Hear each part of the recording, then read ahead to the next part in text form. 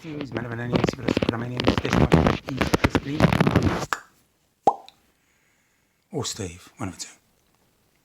So welcome to part 6 of building the B1. I've done the body, and what I've done, I've put the wheels on. There's my clock, I always mention it, and I put this 1mm rod through, but what I'm going to do is I want to put the brake rigging on. So I've got, these are quite nice, these are white metal brake shoes. Need a bit of cleaning up, but so anyway, it also comes with these lost wax brake stretchers, 3 of them. So what I've done, I've measured up. Here's what I'm going to do. I've soldered these in, this one here, just that, and then I've measured up between there and there, and there and there, and I've checked that they're the same as there, and there, and there, and there, which it is. So I put it on a piece of paper. So what I'm going to do now, I'm going to line this up like so, get the other one, start cutting it and moving it back so it's all in line, all 3 of them, and then hopefully I can put this on and it's all going to fit. I'm sort of making it a jig, if you know what I mean. Well, I haven't done much for last week, partly because I had to go to hospital and have some surgery, but I was thinking about stuff. One thing I'm not happy with, this tender. I really don't like the way I've done these lamps and the wiring.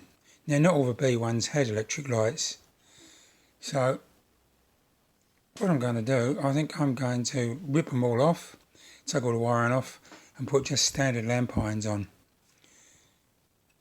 And once it's all painted, it's going to look pretty good anyway. So I've done that. I'll put that back up there. I'm getting the brake rigging ready. And here's all the parts for it here. But let's turn around here. I've been working on my other things too. Just hold on a second. So, where's my pointer? Ah, yes. So, what I've been working on is, there's a basic white metal foot plate. And there is the cab, which I made up, or part of it. So I just set the cab on it roughly. That's not down. Here's the basic chassis, which is fold up. But you'll notice how you can just put plain bearings in there, and that'll be fine. The other thing you can do is you can cut these out and put Slater's horn blocks, horn guides in. They slide up and down, and they've got a little spring on top. Now that's the rear end, but what I've got to do is work out what axle I'm going to drive. Easy just to drive the middle one, but you can see that's roughly where it's going to go.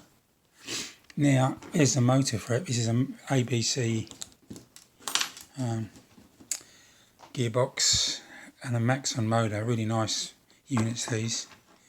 And I've worked out, I've offered this up, and I've worked out that what I can do is drive the rear axle,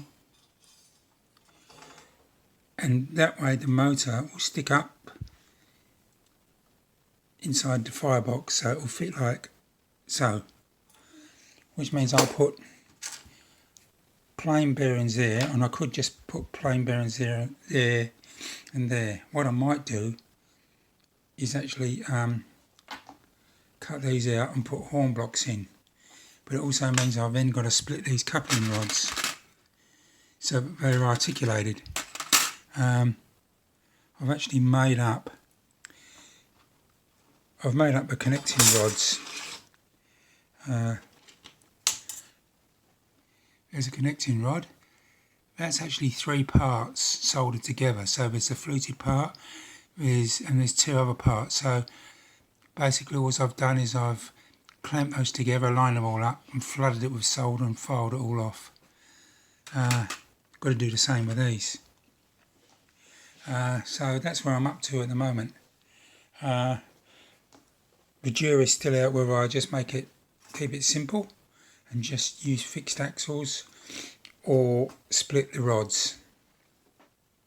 Anyway, I think I'm going to leave that for this part. I'll continue onwards and upwards.